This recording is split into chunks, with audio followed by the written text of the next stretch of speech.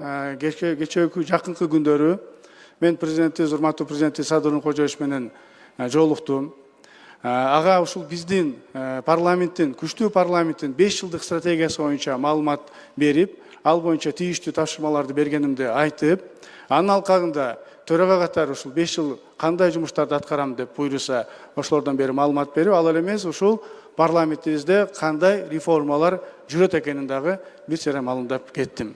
Өзгөчө ушул санариптештирүү, цифровизация боюнча жакшы бир маселелерди көрсөтүп, анан ал жерде президентибиз ошол жерде 4 жылда администрация президентиде, ошол эле кабинет министрлигинде кандай чоң реформалар жүргөнүн маалымдап көрсөттү. Ал жерде кичине белгилей кете турган нерсе, билесиздер, ушул цифровизациянын алкагында бир топ чечимдердин ыкчам 10 эсе, керек болсо 20 эсе тез кабыл алгандыгын өзүм көрдүм да. Ал эле эмес, ошол жумуштун эффектүүлүгүнүн дагы бул бийиктигине, эффектүүлүгүн чоңойтконуна дагы мындай өз көзүм менен көрүп келдим. Андан сырткары ошол адамдык ресурсту мындайча айтканда туура колдонуп, анын алкагында мына сөзсүз түрдө бул түздөн түз мамлекеттин өнүгүшүнө дагы өзүнүн өбөлгөсүн тийгизет. Ошол мамлекеттин өнүгүшүнө түрткү болот.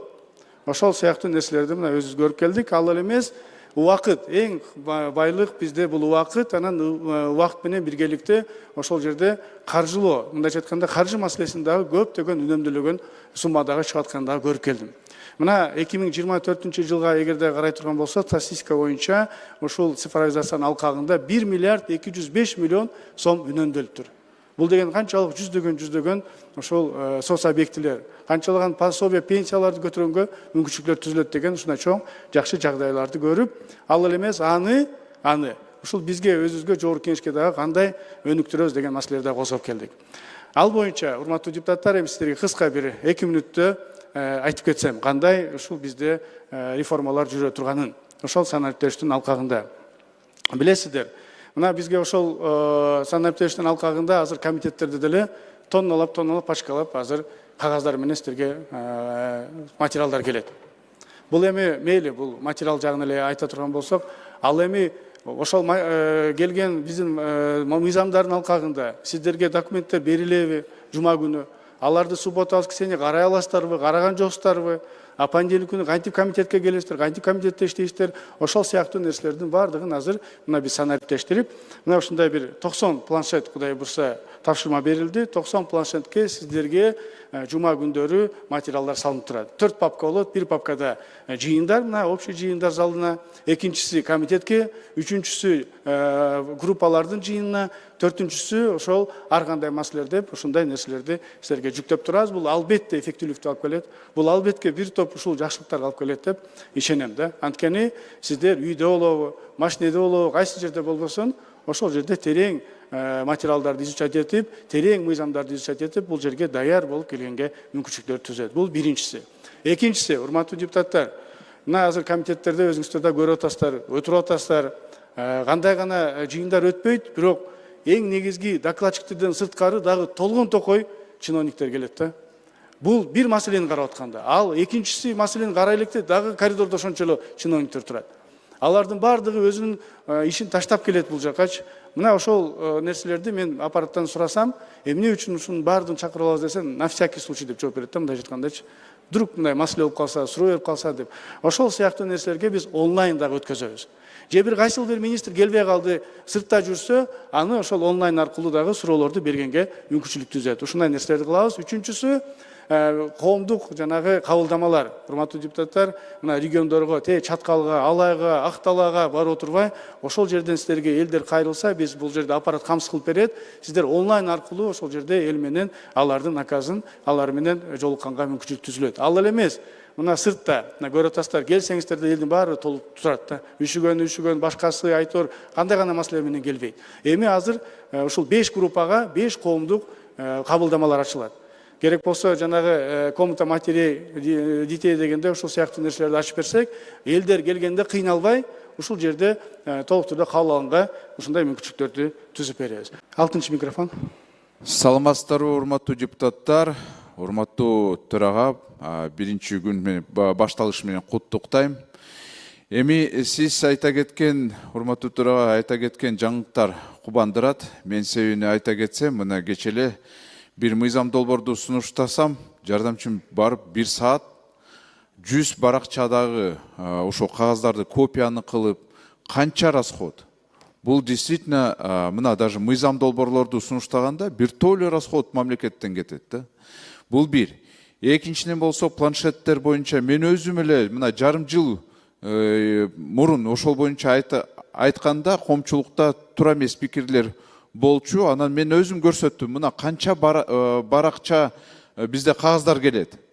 Ошону действительно жокко чыгарыш керек да. Планшет туура эле айтып атасыңар, бир топ эле мамлекетке эконом кылат да. Үчүнчү болсо бул жарандардын кабыл алуу. Суранарым дагы бир мындай өтүнүч бар да.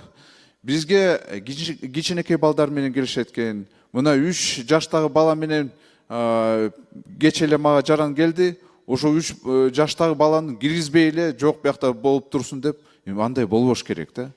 Келгенден кийин бул жерге бала кичинекей эчтеке кылбайт биякта, терс нерсени кылбайт, таасирин бербейт, жаман таасирин бербейт. Мен түшүнбөйм да, эмне себеп менен бизде ушундай эрежелер жазылган, ошону жокко чыгарыш керек, урматтуу төрага.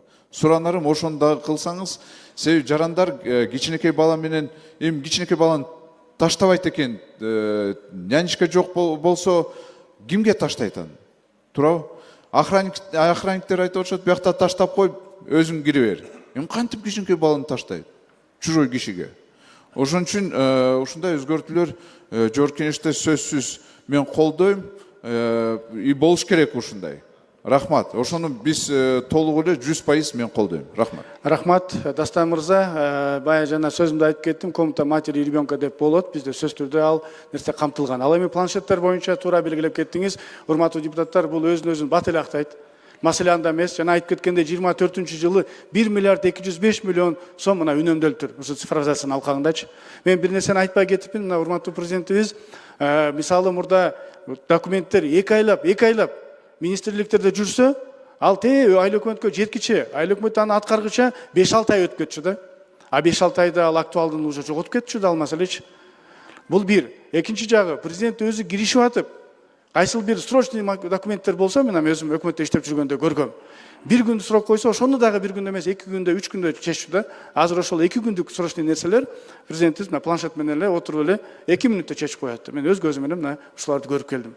Бул албетте бул жаңы нерсе, алдыга карай кадам деп эсептейм. Ошондуктан бул толук түрдө колдойбуз.